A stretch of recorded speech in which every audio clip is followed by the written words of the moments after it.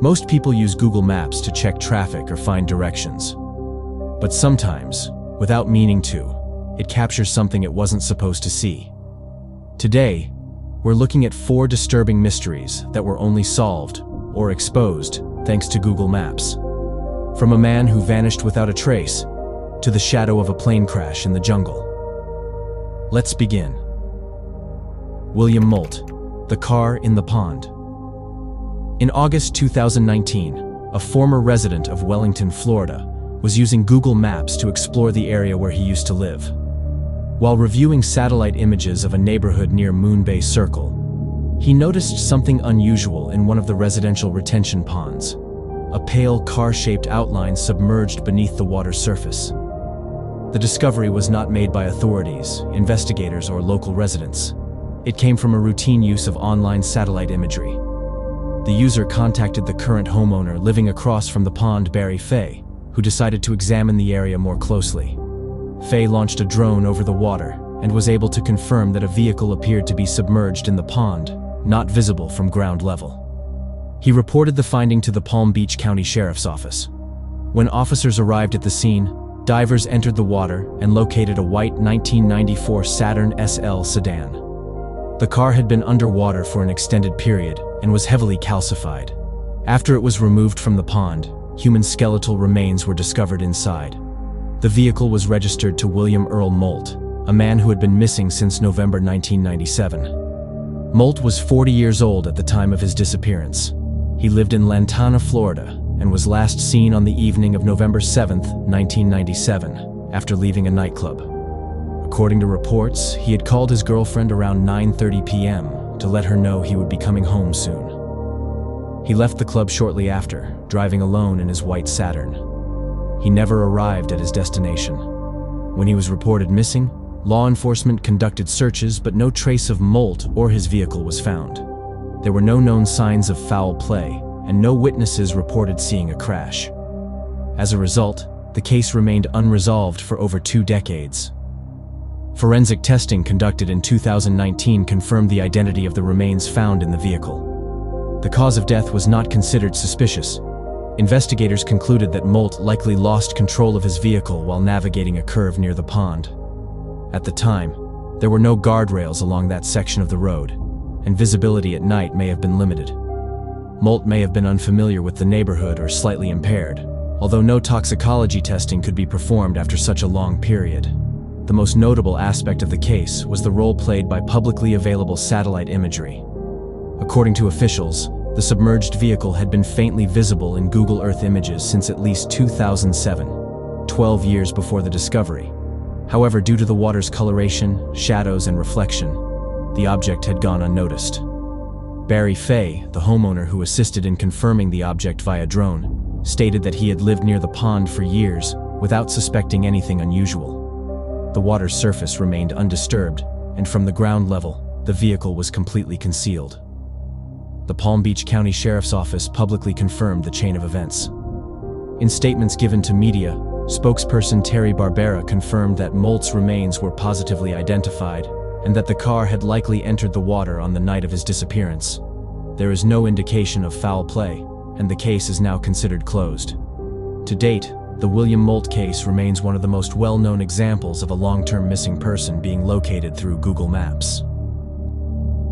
Lima, Peru, the Street View murder scene. In November 2023, a 33-year-old Cuban man living in Spain was reported missing by a relative. His disappearance occurred in the small village of Tajueco, located in the province of Soria in northern Spain. The man, identified in Spanish media only by his initials JLPO, had reportedly traveled to the region to locate his wife who had moved to the area sometime earlier. According to investigators, upon arrival in Soria, the man discovered that his wife was in a relationship with another man, a 48-year-old local resident named Manuel Isla Gallardo, also known in the community as the Wolf of Tajueco. Gallardo was reportedly running a bar in the nearby village of Bayubas de Arriba. Authorities believe that the victim's discovery of the affair led to a violent confrontation. Police allege that Gallardo, in collaboration with the victim's wife, planned and carried out the murder. Following the report of JLPO's disappearance, Spanish police initiated a search. Several months later, in early 2024, partial remains of the missing man were located in a cemetery in the town of Andaluz, approximately 10 kilometers, 6 miles from Tajueco. The remains included the torso and other body parts, though several limbs were still unaccounted for at the time of discovery. Forensic testing confirmed the identity of the victim. As the investigation progressed, authorities examined a wide range of evidence, including mobile phone records, witness interviews, and physical surveillance. A key piece of evidence came from an unexpected source: Google Street View. In reviewing digital imagery of the area, investigators found Street View images taken in Calle del Norte, a street in the center of Tajueco. The images showed a man standing at the rear of a red Rover vehicle. He appeared to be bending over the open trunk, with a large white sack or bag partially inside. Based on the size, shape, and position, investigators suspected it could be a body bag or container for remains. The vehicle was later linked to the suspect, Manuel Isla Gallardo. Police confirmed that the images were captured by a passing Google camera car. The capture occurred during the time frame when JLPO was already missing and unaccounted for. The Street View images have not been removed and are still accessible to the public. The case has been widely covered in Spanish media, including outlets such as El País and CyberCuba. Gallardo has been arrested and is under investigation for homicide and possible dismemberment. The victim's wife is also under investigation as a suspected accomplice. Police believe the murder was premeditated and stemmed from the domestic conflict and jealousy surrounding the affair. Authorities continue to search for the remaining body parts. The investigation remains active. Josef Fritzl, the basement prison. Josef Fritzl was born in 1935 and worked as an electrical engineer. He lived in a 2-story home with a basement apartment in Amstetten, a town of about 25,000 residents, located approximately 130 kilometers west of Vienna. He was known by neighbors as private and somewhat authoritarian. He lived with his wife Rosemarie Fritzl and their children, including Elizabeth, born in 1966. In 1984, when Elizabeth was 18 years old, Fritzl lured her into the basement of the family home under the pretense of helping him carry a door. Once inside, he incapacitated her with an ether-soaked cloth and locked her in a newly constructed concealed cellar. The basement facility had been excavated and built by Fritzl over the course of several years, with permits initially filed for general renovations. The dungeon included a reinforced concrete structure, multiple small rooms, a soundproofed entrance, and an electronically controlled steel door. Elizabeth was kept underground from August 28, 1984, until April 26, 2008. During her 24 years in captivity, Elizabeth was subjected to repeated sexual assaults by her father. As a result, she gave birth to 7 children. 1 died shortly after birth. Of the remaining 6, 3 children were kept underground with Elizabeth and had never been above ground. 3 children were taken by Fritzl and raised upstairs with his wife. Fritzl told authorities and acquaintances that Elizabeth had joined a cult and had abandoned her children on the doorstep. He fabricated letters written in Elizabeth's name to support this explanation.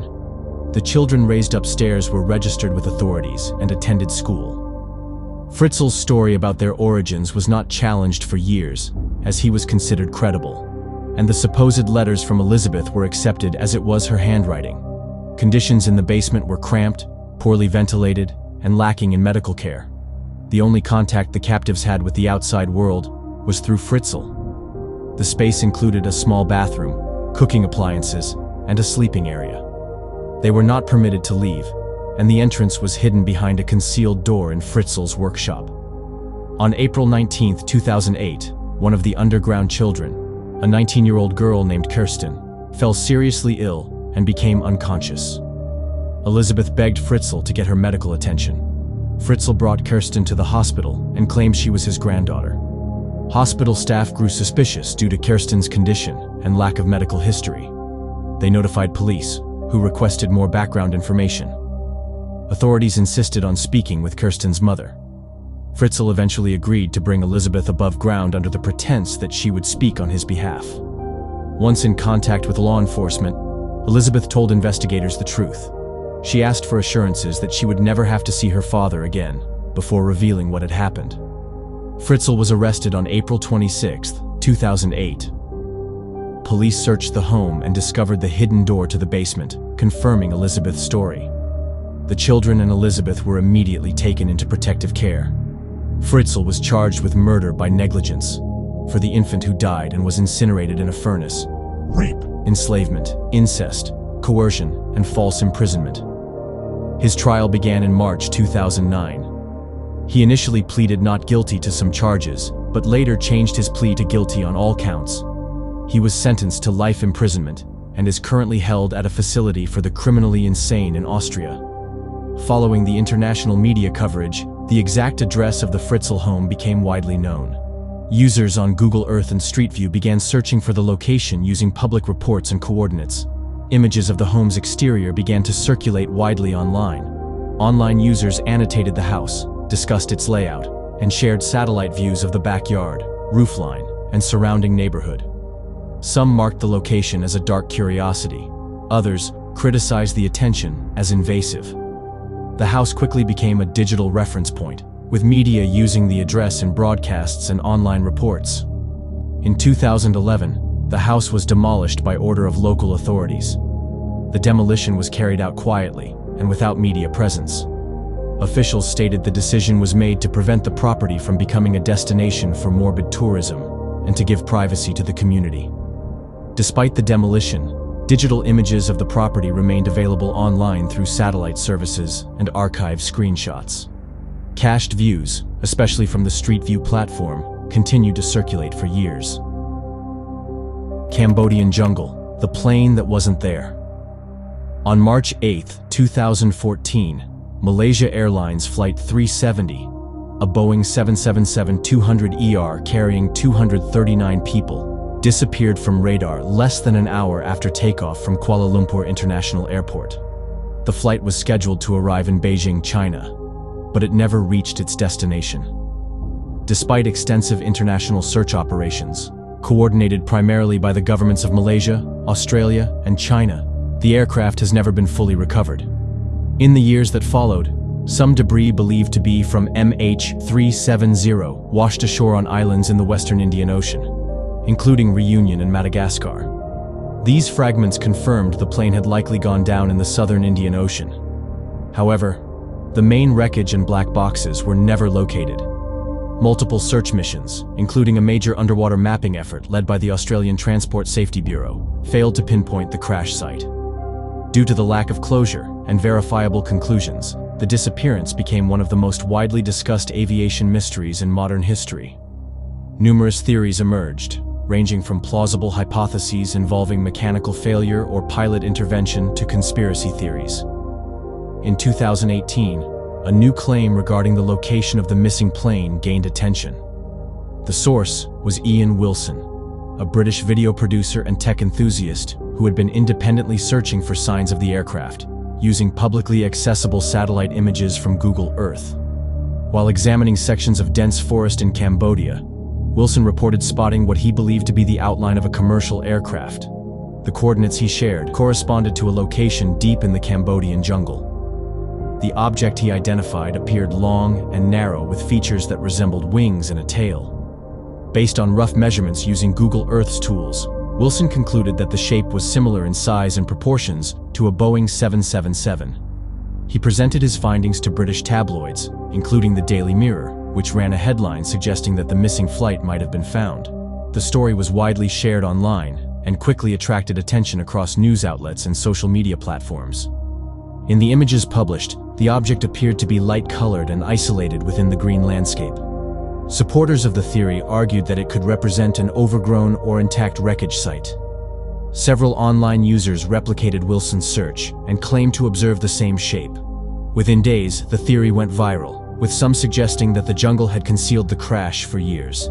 However, experts in aviation, satellite imaging, and digital cartography raised doubts immediately. According to professionals familiar with how satellite data is processed, the object Wilson observed was most likely not located on the ground. Google Earth and similar platforms create composite images using data captured over multiple passes, often on different dates and from different angles. Fast-moving objects such as airplanes in flight can sometimes be captured in only one of those passes. This results in a faint, sometimes partially transparent ghost image of the aircraft appearing on top of the landscape below. Representatives from Google have previously explained that airplanes occasionally show up in unusual ways on satellite maps due to this stitching process. When a plane is flying at high altitude and crosses the satellite's field of view at just the right moment, it can appear frozen above terrain, misleading viewers into thinking the object is resting on the ground. Several aviation analysts also noted that if the aircraft in the Cambodian jungle were the missing MH370, it would not appear intact after a crash from cruising altitude. They emphasized that wreckage would be scattered and fragmented, not resting in one piece. In addition, no distress call, deviation to Cambodian airspace, or radar data supported the idea that the plane had traveled over that region. The Cambodian government responded to the story shortly after it spread. A spokesperson for the Ministry of Defense stated that the area had already been surveyed and that no wreckage was found. Ian Wilson later stated that he had not physically visited the site himself. The terrain in question is covered in dense forest and is extremely difficult to access without substantial resources. No formal expedition was ever launched based on his theory, and the object in the image was never verified by independent investigators. The same satellite image resurfaced again in 2024, when a new wave of articles and social media posts revisited the claim. Despite being publicly dismissed by experts and officials, the theory briefly regained attention before fading again. As of today, the object seen in the Cambodian jungle is considered a digital anomaly, likely a passing aircraft captured mid-flight and misinterpreted due to the limitations of satellite imaging technology. No physical evidence supports the claim that it is connected to the case remains officially open, but no new information has been confirmed since the recovery of partial debris in earlier years. Google Maps wasn't designed to uncover mysteries. It wasn't meant to solve disappearances or expose horror. But when you map the entire world, inch by inch, year after year, it becomes a very powerful tool to solve mysteries. Let me know in the comments which of these cases disturbed you the most. Thank you for watching this video until the end, and I will see you soon for the next one.